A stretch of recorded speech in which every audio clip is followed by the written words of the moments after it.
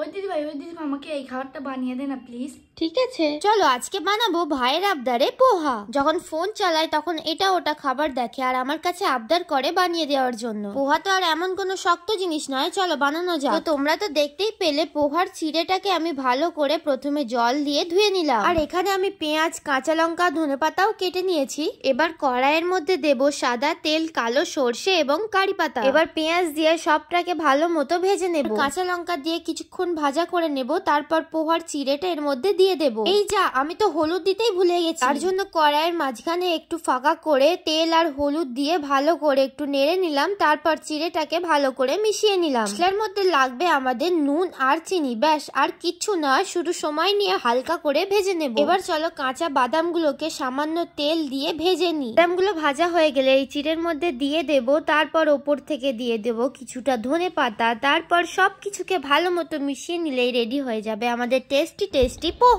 ভাই পোহা হয়ে গেছে। ওয়াও, এত সুন্দর খেতে, থ্যাংক ইউ দিদিভাই। তবে আজকের মতো আসি, দেখা হচ্ছে নেক্সট ভিডিওতে নতুন কোনো রান্না নিয়ে।